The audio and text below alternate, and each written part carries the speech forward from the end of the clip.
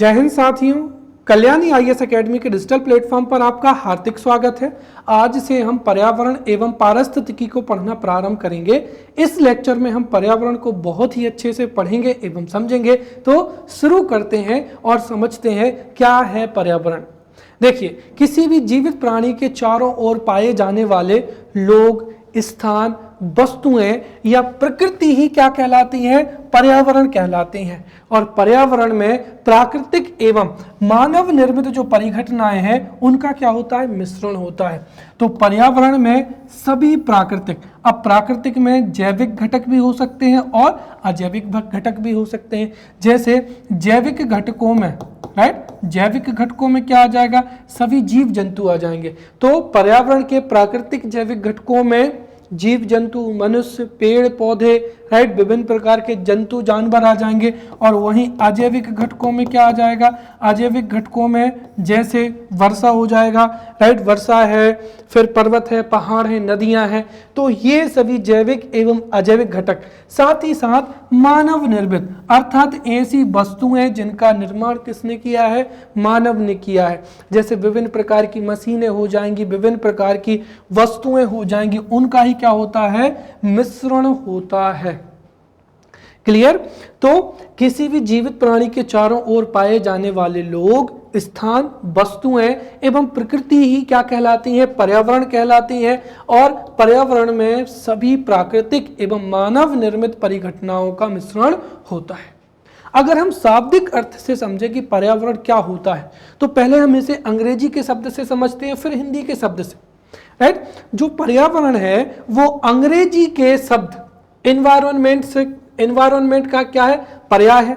अर्थात जो पर्यावरण है वो अंग्रेजी शब्द एनवायरनमेंट का पर्याय है, राइट। साथ ही साथ जो एनवायरनमेंट है, एनवायरनमेंट जो शब्द है ये किससे लिया गया है? फ्रेंच भाषा से लिया गया है। फ्रेंच भाषा में जो एनवायरनर है, फ्रेंच भाषा के जो एनवायरनर है उसी से ही एनवायरनमेंट लिया गया है। और फ्रेंच भाषा के शब्द एनवायरनर का अर्थ होता है घिरा हुआ या घेरना। अर्थात जीवित प्राणियों, राइट, वह सब कुछ जो जीवित प्राणियों के चारों ओर घिरा हुआ है उसको ही पर्यावरण कहते हैं।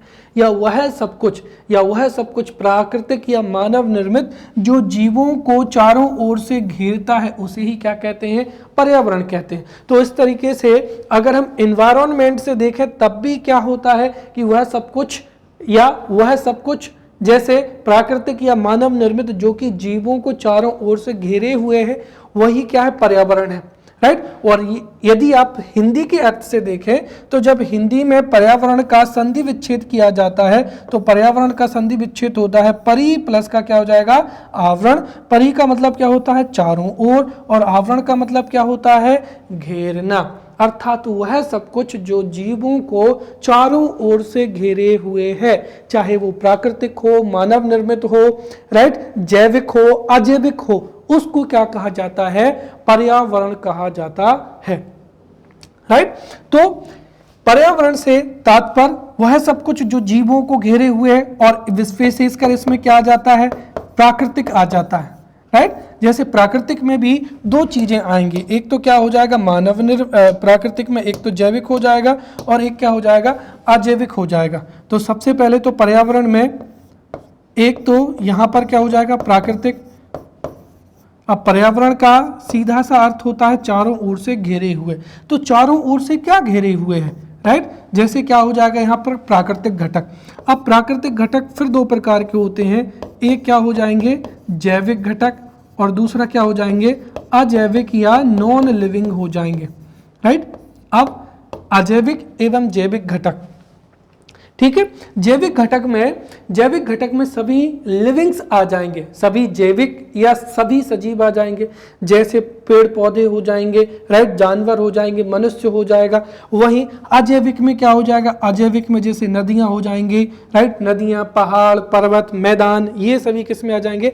अजैविक में आ जाएंगे। तो वहीं फिर अगर हम बात करते हैं मानव निर्मित, क्योंकि हमारी पृथ्वी पर मनुष्य ही ऐसे हैं जिन्होंने कई संरचनाओं की स्थापना की है, राइट। और मानव निर्मित में क्या हो जाएंगी, विभिन्न प्रकार की वस्तुएं हो जाएंगी, राइट। चाहे आपके हाथ में मोबाइल है, आपके हाथ में पेन है, कॉपी है, तो जितनी भी वस्तुओं का निर्माण मनुष्य ने किया है उन सभी, राइट, उन सभी को क्या कहते हैं, पर्यावरण कहते हैं। और ये जो पर्यावरण है ये मनुष्य या जीवों के चारों ओर पाया जाता है, जो कि प्रत्यक्ष या अप्रत्यक्ष रूप से सजीवों की कार्यविधि को प्रभावित करता है। उदाहरण के लिए हमारे आसपास में जितनी भी वस्तुएं होती हैं उनके माध्यम से ही हम कार्य कर पाते हैं, राइट। फिर जो अजैविक घटक हैं जैसे बरसात है या जितनी भी ऋतुएं हैं उनके अनुसार हम कपड़े पहनते हैं, और जो जैविक घटक हैं उन पर ही हम क्या होते हैं, भोजन के लिए निर्भर होते हैं, जैसे क्या हो जाएगा, पेड़ पौधे हो जाएगा। तो इसका सीधा सा तात्पर्य ये हुआ कि देखिए पर्यावरण का अर्थ ही होता, पर्यावरण का शाब्दिक अर्थ जाएंगे तो चारों ओर घेरना, परंतु अगर हम विस्तृत अर्थ में देखें तो पर्यावरण से तात्पर्य उन सभी प्राकृतिक एवं मानव निर्मित परिघटनाओं से हैं जो कि व्यक्ति को या सजीवों को चारों ओर से घेरे हुए है, उसे ही क्या कहा जाता है, पर्यावरण कहा जाता है। तो इस तरीके से ये क्या हो जाएगी, यहाँ पर पर्यावरण की परिभाषा हो जाएगी। तो किसी भी, राइट, किसी भी जीवित प्राणी के चारों ओर वे सभी प्राकृतिक जिनमें जैविक एवं अजैविक घटक आते हैं तथा मानव निर्मित अवयव, राइट, जो कि जीवों को प्रभावित करते हैं, उसे ही क्या कहा जाता है, पर्यावरण कहा जाता है। अब पर्यावरण में इतने घटक आते हैं कि हम इनको एक निश्चित परिभाषा में नहीं बांध सकते हैं, इसीलिए समय समय पर पर्यावरण को कई अंतर्राष्ट्रीय संस्थाओं के द्वारा या फिर कई नियम या अधिनियमों के द्वारा परिभाषित किया गया है। जैसे यहाँ पर हम दो ऑथेंटिक परिभाषाओं को देखते हैं, राइट। हो सकता है यहाँ पर जो है आपसे एमसीक्यूज में पूछा जाए कि जैसे अगर पूछ लें कि पर्यावरण किसी जीव के चारों तरफ घिरे भौतिक एवं जैविक दशाओं एवं उनके साथ अंतःक्रिया को सम्मिलित करता है, यह परिभाषा किसके द्वारा दी गई है। ऑप्शन ए में हो जाएगा पर्यावरण संरक्षण अधिनियम हो जाएगा, या फिर IUCN के द्वारा, राइट, IUCN के द्वारा ये परिभाषा दी गई है, AG टॉन्सले के द्वारा परिभाषा दी गई है, राजेंद्र प्रसाद के द्वारा परिभाषा की गई है, राइट। तो हमको सभी परिभाषाएं तो नहीं देखना, परंतु कुछ महत्वपूर्ण परिभाषाएं जो कि एग्जाम में पूछी जा सकती है उनके आधार पर हम यहाँ पर समझते हैं, राइट। तो पर्यावरण क्या है, राइट, पर्यावरण क्या है इसको हम बहुत ही अच्छे से समझ चुके हैं। अब पर्यावरण की एक परिभाषा जो है हम यहाँ पर पर्यावरण संरक्षण अधिनियम, जो कि भारत में पर्यावरण के संरक्षण के लिए एक बहुत ही महत्वपूर्ण अधिनियम है, उसके अनुसार देखेंगे। तो पर्यावरण संरक्षण अधिनियम 1986 के अनुसार पर्यावरण की परिभाषा क्या है, पर्यावरण किसी जीव के चारों तरफ घिरे भौतिक और जैविक दशाओं एवं उनके साथ अंतःक्रिया को क्या करता है, सम्मिलित करता है, राइट। तो भौतिक में सभी जितनी भी वस्तुएं हैं वो आ जाती हैं, सही, साथ ही साथ जैविक दशाएं, राइट। तो पर्यावरण संरक्षण अधिनियम 1986 के अनुसार पर्यावरण किसी जीव के चारों तरफ घिरे भौतिक और जैविक दशाओं तथा उनके साथ जो अंतःक्रिया है उसको सम्मिलित करता है। तो वहीं एजी टॉन्सले के अनुसार, राइट, तो एजी टॉन्सले के अनुसार प्रभावकारी दशाओं का वह संपूर्ण योग जिसमें सभी प्रकार के जीव निवास करते हैं वही क्या कहलाता है, पर्यावरण कहलाता है। तो वह सभी प्रभावकारी दशाएं, चाहे वो प्राकृतिक हो, प्राकृतिक में जैविक हो, अजैविक हो या मानव निर्मित हो, राइट, तो सभी प्रभावकारी दशाओं का संपूर्ण योग जिसमें जो जीव है वो निवास करते हैं वही क्या कहलाता है, पर्यावरण कहलाता है। तो एजी टॉन्सले के अनुसार प्रभावकारी दशाओं का वह संपूर्ण योग जिसमें सभी प्रकार के जीव निवास करते हैं वह पर्यावरण कहलाता है। या हम कहें समग्र रूप से तो पर्यावरण मौलिक एवं जैविक तत्वों के पारस्परिक कार्यवाही के संबंध को ही कहा जाता है, राइट। तो इस तरीके से पर्यावरण क्या है और पर्यावरण की क्या परिभाषाएं होती हैं इसको हमने समझ लिया है। अब हम यहाँ पर जो है पर्यावरण के प्रमुख तत्वों को समझेंगे, राइट। और पर्यावरण के जो तत्व हैं यहाँ से जो है एमसीक्यूज पूछे जाते हैं कि निम्नलिखित में से कौन सा पर्यावरण का जैविक तत्व है या निम्नलिखित में से कौन सा पर्यावरण का जैविक तत्व नहीं है, राइट। तो जीवों के चारों ओर कई जैविक एवं अजैविक तत्व पाए जाते हैं, राइट। जिसमें से जैविक तत्व का मतलब क्या हुआ, जो कि जीवित होता है, राइट, राइट। तो यहाँ पर जैविक तत्व, अब मैंने आपको बताया था कि सजीवों और निर्जीवों में अंतर क्या होता है। देखिए, सजीव वे होते हैं जिनकी कोशिकीय संरचना होती है, जिनमें प्रजनन का गुण पाया जाता है, जो उनमें उपापचयी क्रियाएं होती हैं, जिनमें चेतना पाई जाती है तथा जो समय अनुसार वृद्धि करते हैं, वही सजीव कहलाते हैं। राइट। और उन सभी तत्वों को ही क्या कहा जाता है, या सजीवों से निर्मित तत्वों को ही क्या कहते हैं, जैविक तत्व कहते हैं। राइट। तो सजीवों से बने हुए तत्व क्या कहलाएंगे, जैविक तत्व, और जो कि सजीव नहीं है या नॉन लिविंग है उनको ही मौलिक तत्व कहा जाता है, या इनको हम अजैविक तत्व भी कह सकते हैं। क्या कह सकते हैं, अजैविक तत्व कह सकते हैं। राइट। तो जीवों के चारों ओर जितने भी घटक पाए जाते हैं उनको मुख्य रूप से हम जैविक घटकों में और मौलिक या अजैविक घटकों में या तत्वों में वर्गीकृत कर सकते हैं। जिनमें जैविक घटकों में सबसे पहला तो क्या हो जाएगा, मनुष्य हो जाएगा। तो जैविक तत्वों में या जैविक घटक में मनुष्य आ जाएगा, पशु पक्षी हो जाएंगे, विभिन्न प्रकार की वनस्पतियां हो जाएंगी। राइट। ये सभी किस में आते हैं, जैविक तत्व में आते हैं। राइट। वहीं पर विभिन्न प्रकार के जीव होते हैं, जैसे कुछ स्वपोषित जीव होते हैं, जैसे क्या हो जाएंगी, वनस्पति है या पेड़ पौधे। तो कुछ परपोषित जीव होते हैं। राइट। और परपोषित में जैसे मृत जीवी हो जाएंगे।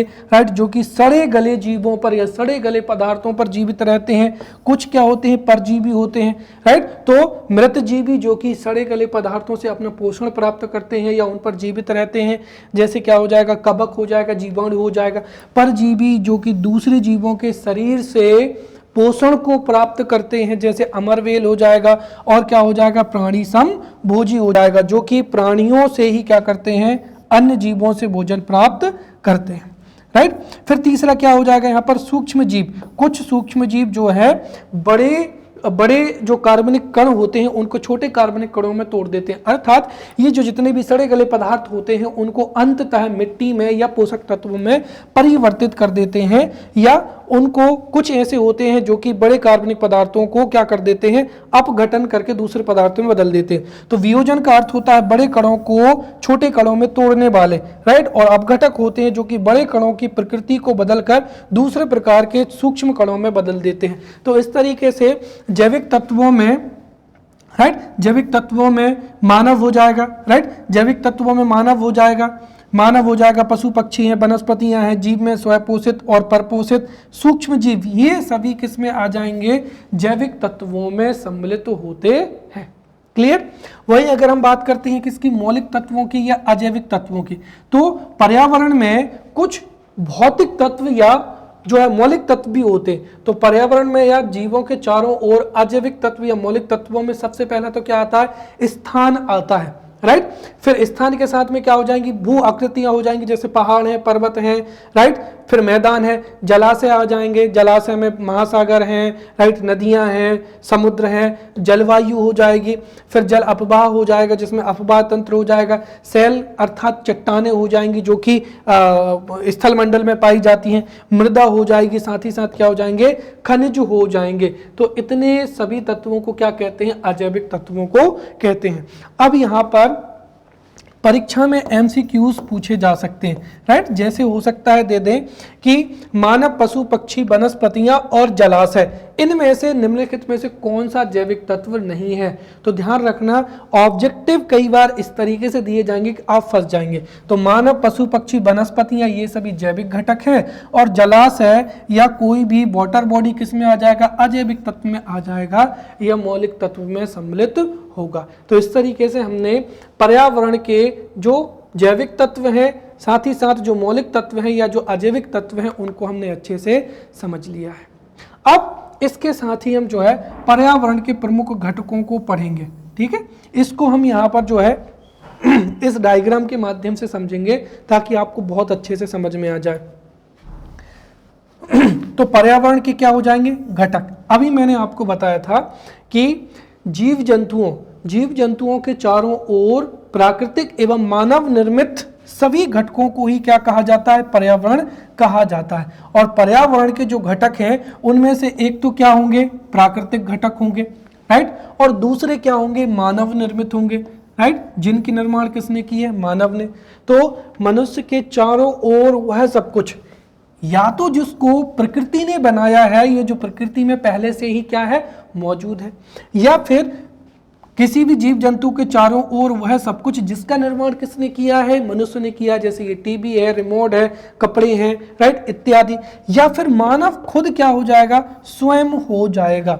तो पर्यावरण के 3 महत्वपूर्ण घटक हैं। तो पर्यावरण के 3 महत्वपूर्ण घटकों में पहला हो जाएगा प्राकृतिक घटक, मानव निर्मित घटक, और मानव क्या हो जाएगा, स्वयं हो जाएगा, जिसको हम मानवीय पर्यावरण कहते हैं, राइट। तो पर्यावरण के जो पहला घटक है उसमें मानव, और मानव से मिलकर ही क्या बनता है, मानवीय पर्यावरण बनता है, जिसमें व्यक्ति होते हैं, परिवार आता है, समुदाय आता है, राइट, फिर व्यक्तियों के धर्म आते हैं, शैक्षणिक संस्थान आते हैं, आर्थिक गतिविधियां आती हैं, एवं राजनीतिक स्थितियां आती हैं। ये मानव निर्मित क्या कहलाता है, पर्यावरण कहलाता है, जो कि व्यक्ति के विकास में या व्यक्ति को प्रभावित करता है। उदाहरण के लिए यदि आप किसी ऐसे परिवार में जन्मे हैं जहाँ का माहौल बहुत अच्छा है या आपका समुदाय बहुत अच्छा है, तो आपकी विचारधारा वैसी होगी और जीवन में आप बहुत कुछ अच्छा कर पाएंगे। वहीं अगर किसी का जन्म बड़ी विकट परिस्थितियों में हुआ है तो हो सकता है उसका जीवन उस तरीके से प्रभावित हो। तो पर्यावरण के घटकों में हमने मानव निर्मित पर्यावरण को समझ लिया है, और जो मानवीय पर्यावरण है वो परिवार, समुदाय, शैक्षिक क्रियाएं, आर्थिक क्रियाओं से निर्मित होता है। तो वहीं जो मानव निर्मित पर्यावरण है, मानव निर्मित पर्यावरण में जैसे पार्क हो जाएगा, पुल हो जाएगा, सड़कें हो जाएंगी, स्मारक हो जाएंगे, उद्योग हो जाएंगे, विभिन्न प्रकार की वस्तुएं जैसे कंप्यूटर हो जाएगा, लैपटॉप है, मोबाइल है, राइट, ये एलसीडी हो जाएगी, इत्यादि।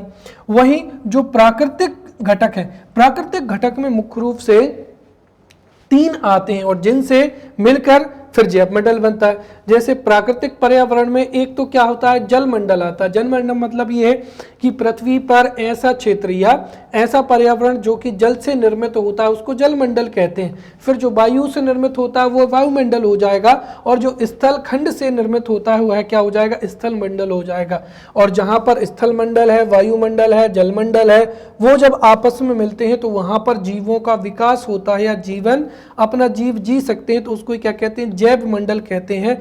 अर्थात जो कि सजीवों के लिए क्या होता है, सूटेबल होता है, राइट।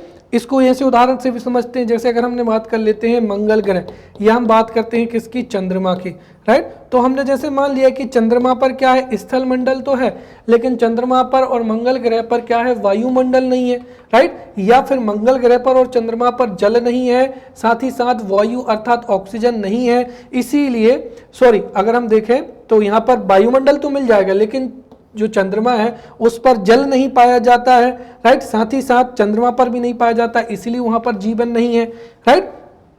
तो कहने का तात्पर्य है कि जब जलमंडल अर्थात अगर किसी क्षेत्र विशेष में जल भी मौजूद होगा, वायु में विशेषकर ऑक्सीजन मौजूद होगी, तो वहां पर जीवों की वृद्धि होगी और उसको ही क्या कहेंगे, जैव मंडल कहेंगे। तो प्राकृतिक घटक में वायुमंडल, जलमंडल, स्थलमंडल एवं क्या आता है, जैव मंडल आता है, जिसको हम जो है विस्तार से समझेंगे।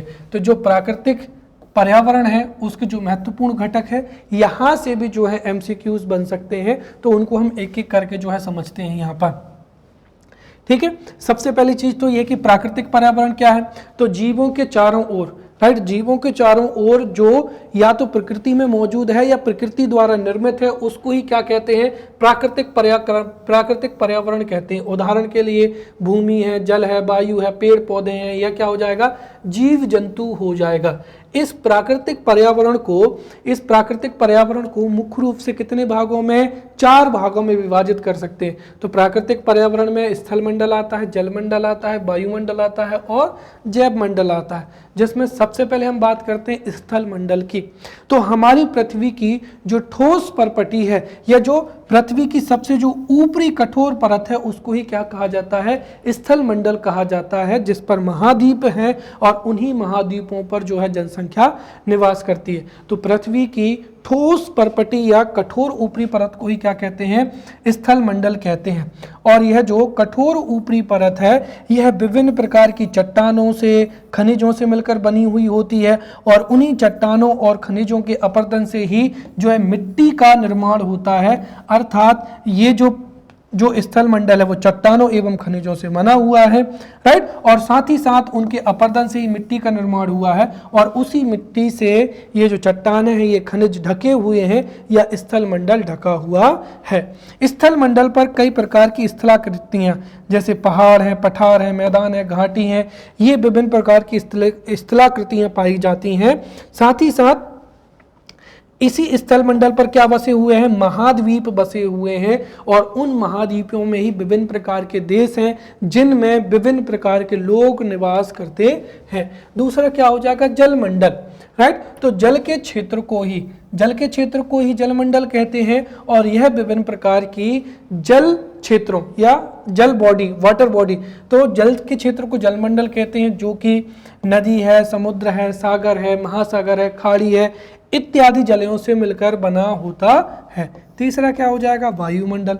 तो पृथ्वी के चारों ओर, ठीक है, पृथ्वी के चारों ओर फैली वायु की पतली परत को ही क्या कहते हैं, वायुमंडल कहते हैं। और ये सभी पृथ्वी पर जीवन के लिए क्या है, अति अनिवार्य होते हैं। जैसे उदाहरण के लिए अगर हम बात करते हैं स्थल मंडल की, तो स्थल मंडल पर ही क्या है, महाद्वीप हैं और उन महाद्वीपों में ही विभिन्न स्थलाकृतियां हैं जैसे पहाड़ है, पठार है, मैदान है और इन्हीं मैदानों में क्या है, वनस्पति युक्ति है, राइट। उसी वनस्पति को विभिन्न प्रकार के जीव जंतु पोषण के रूप में प्राप्त करते हैं और उन्हीं वनस्पति से हम मनुष्य भी पोषण प्राप्त करते हैं। अर्थात महाद्वीपों से ही कई जो जीव जंतु हैं वो अपने पोषण के लिए क्या होते हैं, निर्भर होते हैं, राइट। तो स्थल मंडल ना होते तो ये घाटियां ना होती, जिसकी वजह से पोषण प्राप्त करने में दिक्कत जाती। वहीं जल मंडल आपको पता है कि जो हमारा सौर मंडल है, सौर मंडल के जितने भी ज्ञात ग्रह हैं उनमें से पृथ्वी एकमात्र है जिस पर जल है और उसी की वजह से जीवन की उपस्थिति बनी हुई है। उसी तरीके से तीसरा क्या हो जाएगा, वायुमंडल हो जाएगा। तो पृथ्वी के चारों ओर वायु की एक पतली परत पाई जाती है, उसको ही क्या कहते हैं, वायुमंडल कहते हैं। और जो वायु के जो कण हैं वो पृथ्वी से गुरुत्वाकर्षण बल के द्वारा चारों ओर क्या होते हैं, चिपके हुए रहते हैं या पृथ्वी के चारों ओर उनका आवरण पाया जाता है। वायुमंडल में विभिन्न प्रकार की गैसें हैं, जैसे सबसे ज्यादा क्या हो जाएगी, नाइट्रोजन 78% हो जाएगी, फिर ऑक्सीजन हो जाएगी, राइट, लगभग 21%, उसके बाद में कार्बन डाइऑक्साइड, फिर अन्य अक्रिय गैसें, धूल के कण एवं जलवाष्प इत्यादि क्या होते हैं, उपस्थित होते हैं, राइट। और वायुमंडल में अगर कुछ भी परिवर्तन होता है तो उससे मौसम एवं जलवायु में भी क्या होता है, परिवर्तन होता है। क्लियर। तीसरा क्या हो जाएगा, जैव मंडल हो जाएगा। तो हम कह सकते हैं कि वायुमंडल, जैव मंडल और स्थल मंडल का वह मिला जुला क्षेत्र जहां पर जीवन क्या होता है, संभव होता है, उसको ही क्या कहते हैं, जैव मंडल कहते हैं।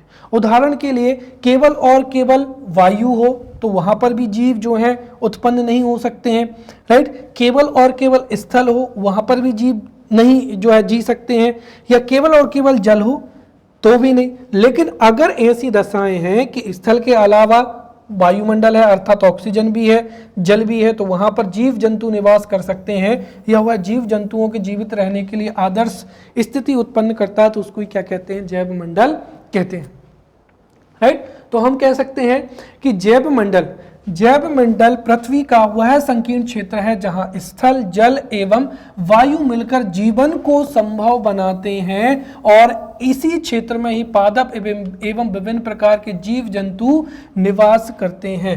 तो पृथ्वी का वह क्षेत्र जहां स्थल, जल एवं वायु मिलकर जीवन को संभव बनाते हैं उसको ही क्या कहते हैं, जीव मंडल कहते हैं, जैव मंडल कहते हैं। और इसको ही क्या कहा जा सकता है, सजीव मंडल कहा जा सकता है, क्योंकि जो जीवित प्राणी है वो जैव मंडल में ही निवास कर सकते हैं या जीवित रह सकते हैं। क्लियर। तो हमने पर्यावरण के तत्वों को भी समझ लिया है, पर्यावरण के तत्व जो हैं हम समझ चुके हैं, साथ ही साथ हमने पर्यावरण के घटक भी समझ लिए हैं। अब हम यहाँ पर जो है पर्यावरण की विशेषताएं भी समझते हैं, राइट। इन विशेषताओं से जो है एमसीक्यूज बनने की उम्मीद है, राइट। कई हम और भी अच्छी चीज़ों को जो है पता करेंगे। एक तो यहाँ पर सीधा सीधा एमसीक्यू पूछा जा सकता है कि निम्नलिखित में से कौन सी पर्यावरण की विशेषता नहीं है, या फिर इन विशेषताओं में से किसी भी एक तथ्य से जो है एमसीक्यूज या विकल्प जो है विकल्प MCQs जो है बन सकता है। तो पर्यावरण की विशेषताओं को समझेंगे। सबसे पहली विशेषता तो यही हो जाएगी कि पर्यावरण जैविक एवं अजैविक तत्वों से मिलकर बना हुआ होता है, जिसको हमने अभी समझा था। तो पर्यावरण जैविक एवं अजैविक तत्वों से मिलकर बना हुआ है। साथ ही साथ पर्यावरण क्या है, सदैव परिवर्तनशील होता है। हमारे पर्यावरण में जो वर्तमान स्थितियां हैं वो आज से लाख वर्ष पहले बिल्कुल भी क्या थी, अलग थी। या जो परिस्थितियां हैं वो आज से 50,000 साल बाद में पूरी तरीके से क्या हो जाएंगी, बदल जाएंगी।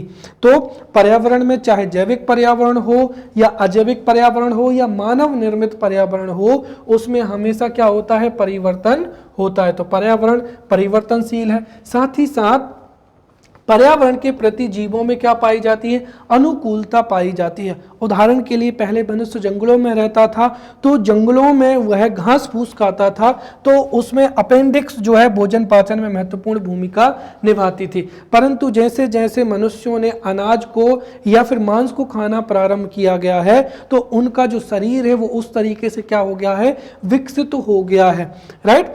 और साथ ही साथ विभिन्न प्रकार की जो जातियां हैं वो विभिन्न जलवायु क्षेत्रों में रहती हैं, जिससे विभिन्न प्रकार की जातियों भी क्या हुई है, उत्पन्न हुई है। जैसे अगर हम बात करते हैं मनुष्यों में, तो मनुष्यों में भी जो लोग चीन देश में वहाँ की जलवायु में रहते हैं, वहाँ पर हम कह सकते हैं कि वहाँ के जो है चीनी मनुष्य पाए जाते हैं, जिनकी शारीरिक दशाएं बिल्कुल अलग होती हैं, राइट। या यूरोपियन जो नागरिक होते हैं वो भारतीय नागरिकों से थोड़े क्या होते हैं, अलग होते हैं। तो कुल मिलाकर यह है कि पर्यावरण के प्रति जीवों में अनुकूलता पाई जाती है, चाहे मनुष्य हो, चाहे जंतु हो, चाहे पादप हो। तीसरा, पर्यावरण स्वपोषण एवं स्व नियंत्रण पर आधारित होता है। अर्थात पर्यावरण में जो जैविक घटक होते हैं वो स्व पोषण के माध्यम से ही उनमें ऊर्जा का प्रभाव होता है, एवं साथ ही साथ पर्यावरण में क्या होता है, स्व नियंत्रण होता है। क्लियर। स्व नियंत्रण की वजह से ही पर्यावरण जो है विकसित होता रहता है, राइट। जैसे उदाहरण के तौर पर अगर हम बात करते हैं तो पेड़ पौधे, अब ये जो पेड़ पौधे हैं, ये पेड़ पौधे अगर हम देखें तो पूरा का पूरा चक्र है। ये पेड़ पौधे वायुमंडल से क्या प्राप्त करते हैं, ऑक्सीजन, और छोड़ते क्या है, ऑक्सीजन को। और जो मनुष्य होते हैं, मनुष्य क्या प्राप्त करते हैं, ऑक्सीजन को, और क्या छोड़ते हैं, कार्बन डाइऑक्साइड को। तो एक तरीके से जो है इसका जो है पूरा पूरा चक्र नियंत्रित हो रहा है कि मनुष्य जो है ऑक्सीजन प्राप्त कर रहे हैं और कार्बन डाइऑक्साइड को छोड़ रहे हैं। कार्बन डाइऑक्साइड को कौन परिवर्तित कर रहे हैं ऑक्सीजन में, पेड़ पौधे परिवर्तित कर रहे हैं। वहीं जो पेड़ पौधे हैं वो मिट्टी से ही क्या करते हैं, पोषक तत्वों की प्राप्ति करती है। परंतु जैसे ही ये जो पेड़ है, इसकी पत्तियां हैं या इसकी जो टहनियां हैं, ये टूट कर गिरेंगी, तो जो डीकम्पोजर होंगे या अपघटक होंगे वो बारीक बारीक कणों में, अर्थात मिट्टी में और विभिन्न प्रकार के विटामिन तत्वों में इसको क्या कर देंगे, मिट्टी को वापस लौटा देंगे। और यही पोषक तत्व फिर से किसको प्राप्त होंगे, पेड़ पौधों को प्राप्त होंगे, जिससे वो अपना भोजन स्वयं बनाएंगे। इस तरीके से स्व पोषण एवं स्व नियंत्रण आधारित होता है। पर्यावरण में संसाधनों का भंडार होता है, राइट। इसके अंतर्गत विभिन्न प्रकार की भौतिक घटनाएं, राइट। भौतिक घटनाओं से तात्पर्य क्या है कि जैसे बारिश का होना, राइट, ऋतुओं में परिवर्तन होना इत्यादि। पर्यावरण में जैव जगत का ही क्या होता है, निवास होता है। तो ये पर्यावरण की क्या हो जाएंगी, विशेषताएं हो जाएंगी। अब जो है हम यहाँ पर पर्यावरण के क्षेत्र एवं क्या पढ़ेंगे, आयाम पढ़ेंगे। तो देखिए, पर्यावरण से जो भी हमने अभी तक पढ़ा है, राइट, वो अभी तक हमने केवल और केवल ये समझा है कि जीवों के चारों ओर पाए जाने वाले प्राकृतिक एवं मानव निर्मित घटकों के सम्मिश्रण को ही क्या कहते हैं, पर्यावरण कहते हैं, राइट। परंतु अगर हम विस्तार से और भी गहराई से अगर इस बात पर चर्चा करें तो पर्यावरण के कई क्या होते हैं, क्षेत्र होते हैं, राइट। और पर्यावरण के कई आयाम होते हैं जिसमें जीव क्या करते हैं, निवास करते हैं, राइट।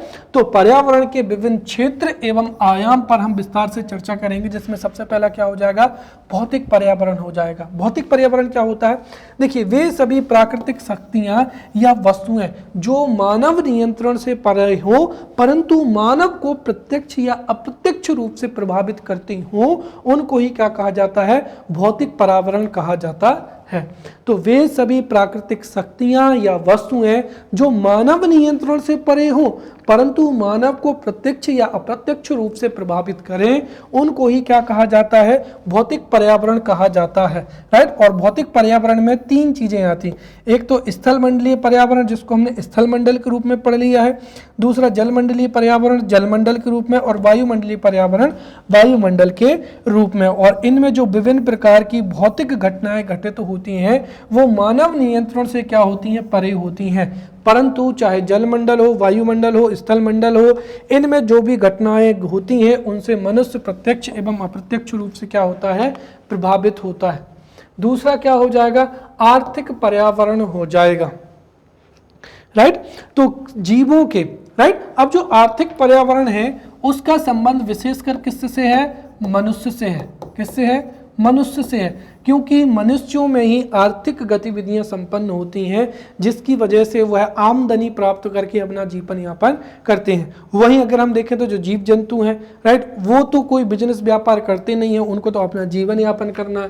राइट। तो आर्थिक पर्यावरण व्यक्तियों के या मनुष्यों की समृद्धि के लिए आवश्यक होता है। और आर्थिक पर्यावरण में मानव की निकटवर्ती वे सभी परिस्थितियां आती हैं जो सामाजिक, सांस्कृतिक, प्राकृतिक, राजनीतिक या अंतरराष्ट्रीय दशाएं या प्रौद्योगिकी या तकनीकी दशाओं के रूप में आर्थिक गतिविधियों को क्या करती हैं, प्रभावित करती हैं।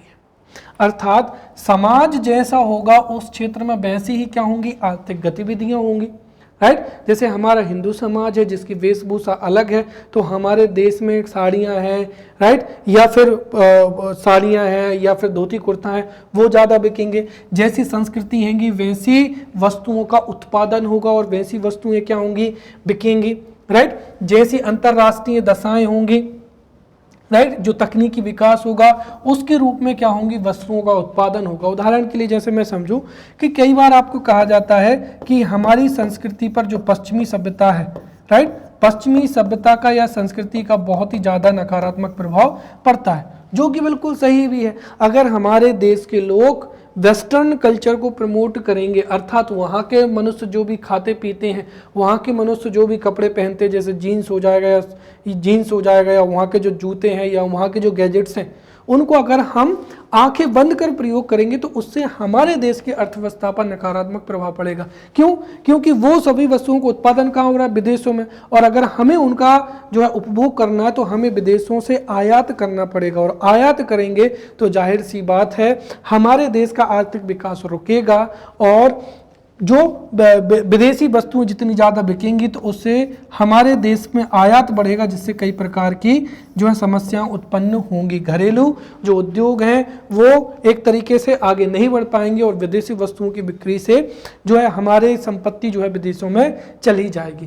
राइट। तो ये सभी किस पर निर्भर करती हैं, समाज पर निर्भर करती हैं, संस्कृति पर निर्भर करती हैं, राजनीतिक पर निर्भर करती हैं। इसीलिए हमें हमारी संस्कृति को अगर हम फॉलो करेंगे, राइट, तो उससे हमारी संस्कृति के लिए आवश्यक जो भी वस्तुएं हैं वो हमारे लोगों के द्वारा उत्पादित ही होंगी, और इससे रोजगार के अवसर भी हमारे देश के नागरिकों को ही प्राप्त होंगे। परंतु यदि हम दूसरे देश की संस्कृति को, दूसरे देश के समाज को, वहाँ की जो राजनीतिक स्थितियाँ हैं या वहाँ की जो प्रौद्योगिकी है उसके अनुसार अगर हम खरीदी बिक्री करेंगे या उपभोग करेंगे तो उससे हमारे देश की आर्थिक गतिविधियां क्या होंगी, प्रभावित होंगी। राइट। तो कुल मिलाकर आर्थिक पर्यावरण में क्या आता है, मानव की निकटवर्ती वे परिस्थितियां जो समाज के रूप में, संस्कृति के रूप में, प्राकृतिक अवस्थाओं के रूप में, राजनीतिक स्थितियों के रूप में, अंतर्राष्ट्रीय दशाएं, प्रौद्योगिकी या तकनीकी दशाओं के रूप में व्यक्ति की आर्थिक क्रियाओं को प्रभावित करती हैं, उसको ही आर्थिक पर्यावरण कहते हैं।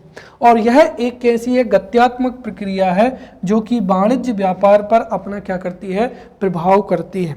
और आधुनिक समय में आर्थिक पर्यावरण को कई लोग क्या है, प्रमोट कर रहे हैं। राइट। उदाहरण के लिए देखिए, जिस देश में अशांति होती है, राइट, जिस देश में युद्ध की स्थिति होती है, विभिन्न वर्गों के बीच में आपसी झगड़े होते हैं, मारकाट मची होती है, वहाँ पर कोई भी विदेश कंपनी है, जो मल्टीनेशनल कंपनी है, वो उद्योगों की स्थापना नहीं करती है, जिसकी वजह से रोजगार के अवसर क्या होंगे, उत्पन्न नहीं होंगे। इसीलिए यदि अच्छा आर्थिक पर्यावरण होगा तो वहाँ पर वाणिज्य या व्यापार भी अच्छा होगा। अगला क्या आता है, सांस्कृतिक पर्यावरण आता है। देखिए अब कुल मिलाकर अगर हम देखें तो संस्कृति होती क्या है, तो वह देखिए हमारे समाज में हम कह सकते हैं कि संस्कृति वह समग्रता है जो कि मनुष्य को समाज का क्या बनाती है, सदस्य बनाती है। तो वह सब कुछ का या उन अवयवों की समग्रता जो कि किसी भी व्यक्ति को समाज का सदस्य बनाती है, उसको ही क्या कहा जाता है, संस्कृति कहा जाता है। अर्थात संस्कृति के द्वारा ही व्यक्ति उसी तरीके का व्यक्तित्व प्राप्त करता है या किसी भी व्यक्ति के व्यक्तित्व में उसकी संस्कृति का, समाज का अमूल्य योगदान होता है। राइट, तो सांस्कृतिक पर्यावरण भी क्या होना चाहिए, अच्छा होना चाहिए। उदाहरण के लिए अगर हम देखते हैं हमारे देश में, तो हमारे देश में प्राचीन काल से ही ज्ञान को प्राथमिकता दी जाती है, चाहे धर्म ग्रंथ हो उनमें बातचीत होती है। राइट, जो अंधविश्वास है उसको प्रमोट नहीं किया जाता है। यही वजह है कि प्राचीन काल में भारत को विश्व गुरु कहा जाता था, क्योंकि क्षमताएं थी। राइट, भारत से ही ज्ञान है, दर्शन है, वो विदेशों तक पहुंचा है। राइट, तो कुल मिलाकर ये कि जो संस्कृति है, संस्कृति में विश्वास आते हैं, विचारधारा आती है, नियम आते हैं, भौतिक वस्तुओं की संपूर्णता है। राइट, और इससे ही व्यक्ति का जीवन भी क्या होता है, व्यक्ति का जीवन क्या होता है, जीवन पर प्रभाव पड़ता है। और सांस्कृतिक पर्यावरण में विशेषकर आते क्या है, तो यहाँ पर ये चीज जो है विकल्प के लिए याद रखना, सांस्कृतिक पर्यावरण में धर्म, नैतिकता, लोकचार, कानून, प्रौद्योगिकी तथा व्यवहार से संबंधित प्रतिमान आते हैं। तो जिस प्रकार की संस्कृति होगी उसी प्रकार का मनुष्यों का क्या होगा, विकास होगा। राइट, तो संस्कृति में किसी भी क्षेत्र विशेष के प्रचलित विश्वास, विचार, नैतिक नियम, राइट, एवं विचारों की समग्रता का क्या होता है, समावेश होता है, जो कि व्यक्ति को जीवन जीने की राह प्रदान करता है। नेक्स्ट क्या हो जाएगा, शैक्षणिक पर्यावरण हो जाएगा।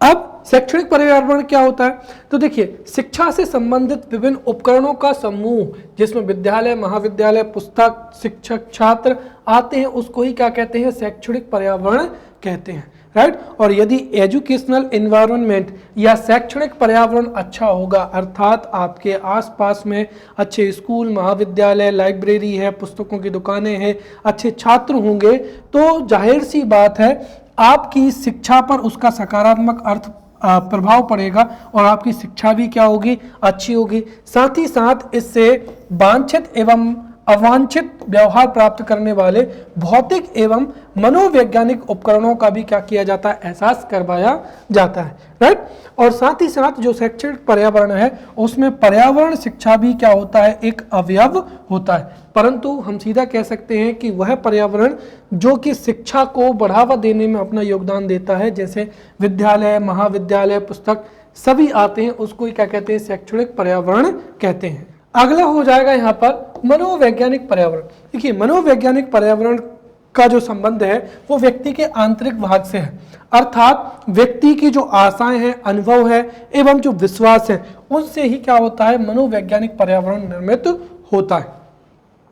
अब यदि व्यक्ति का मनोवैज्ञानिक या साइकोलॉजिकल एनवायरनमेंट अच्छा होगा तो वह अच्छा महसूस करेगा और अपने समाज के लिए तथा अपने लिए कुछ ऐसे कार्य करेगा जिससे कि उसके जीवन में नई ऊंचाई आएगी। राइट, जैसे उदाहरण के लिए अगर हम देखें तो जो मनोवैज्ञानिक पर्यावरण है, मनोवैज्ञानिक पर्यावरण में वे सभी चीजें आती हैं जिनके प्रति या जिनके विरुद्ध व्यक्ति सोचता है, इच्छा प्रकट करता है या मनोवैज्ञानिक गति प्रदर्शित करता है। इसीलिए यदि हमारा मनोवैज्ञानिक पर्यावरण अच्छा नहीं है तो हम जो है हमारी ऊर्जा को नकारात्मक कार्यों में खर्च करते हैं। उदाहरण के लिए ये है कि जैसे आप एक विद्यार्थी हैं, राइट, और आपके दोस्त जो हैं, आपके कोई दोस्त जो है वस्तुओं को, मोबाइल को, गैजेट्स को ज़्यादा खरीदते हैं, कुछ दोस्त जो है घूमने फिरने वाले हैं, कुछ दोस्त जो है मौज मस्ती करने वाले हैं, कुछ लोग जो हैं एक तरीके से दुर्व्यवहार करने वाले हैं। तो धीरे धीरे उनकी बातचीत सुनकर या उनके साथ में रहकर आपका साइकोलॉजी भी ऐसी बन जाएगी कि आपकी भी घूमने की, फिरने की इच्छा होगी।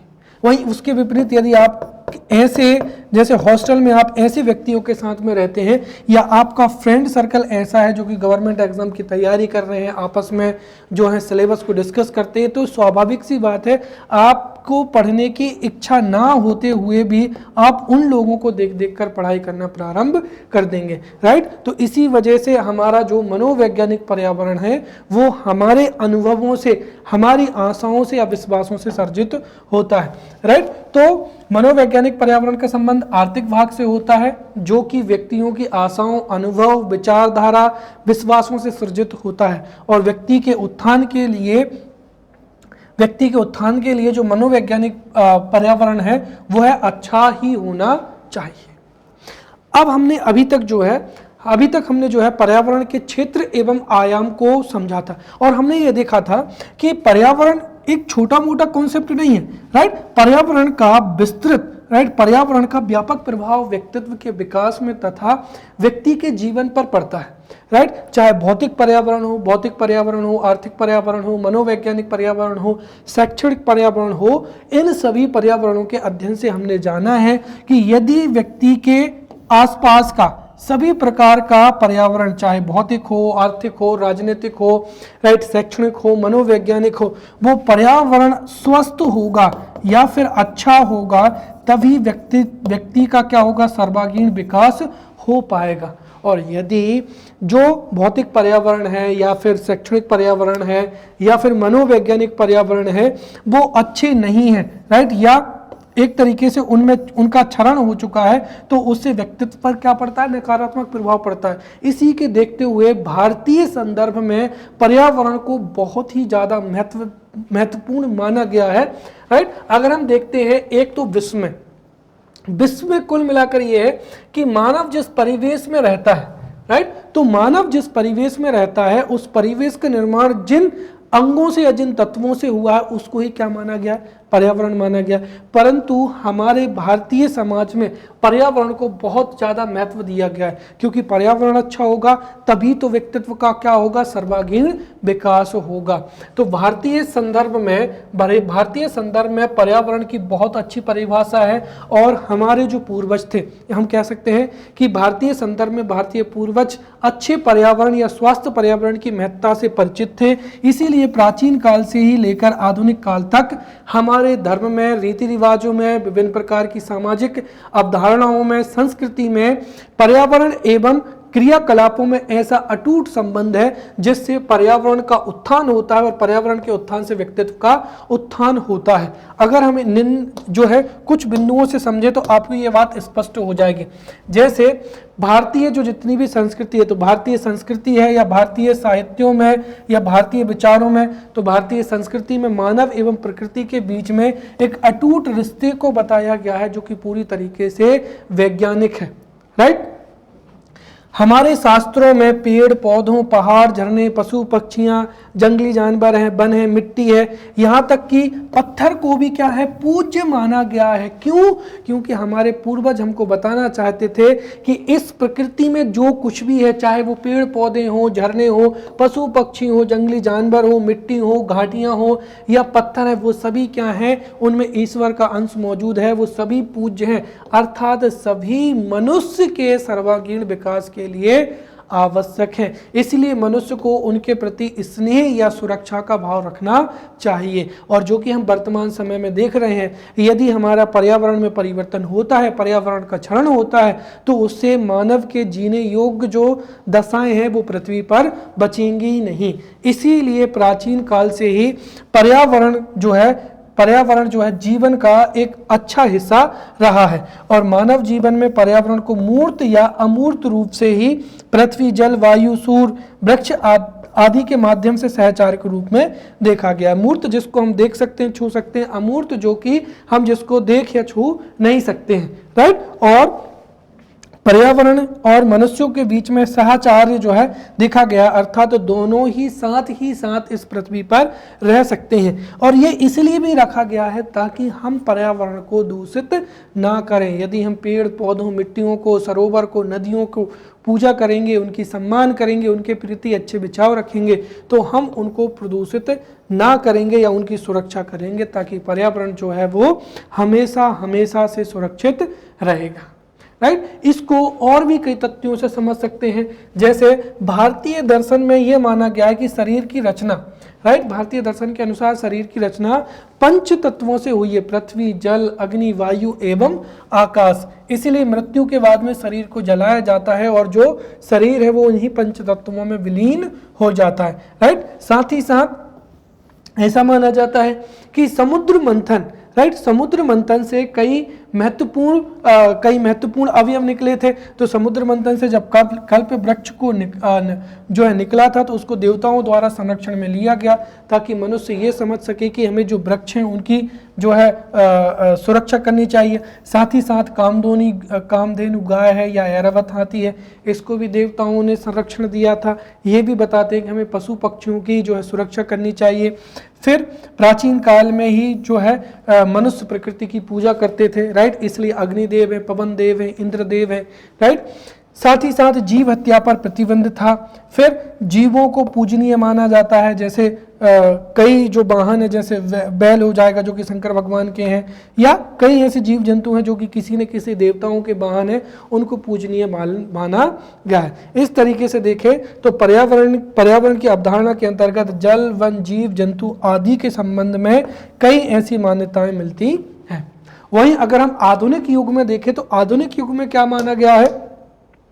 आधुनिक युग में पर्यावरण से तात्पर्य मानव परिवेश के निर्माण के समस्त अंगों से, अर्थात मनुष्य जिस परिवेश में निवेश करता है या मानव जिस परिवेश में रहता है, उस परिवेश के निर्माण के जितने भी अंग हैं उनकी समग्रता को ही क्या कहते हैं? पर्यावरण कहते हैं। और यह पर्यावरण जो है वो सामाजिक विज्ञान, जीव विज्ञान, पदार्थ विज्ञान, रासायनिक कारकों के समस्त योग हैं, राइट, जो कि मानव परिवेश का क्या करते हैं? निर्माण करते हैं। तो इस तरीके से हमने बहुत ही अच्छे से पर्यावरण को समझने का प्रयास किया है। आप इसको समय समय पर जो है रिवाइज करते जाएं, ताकि यहाँ से जो कुछ भी एमसीक्यूज बने उसको आप एग्जाम में हल कर पाएं। राइट, तो मिलते हैं अगले लेक्चर में, तब तक के लिए धन्यवाद।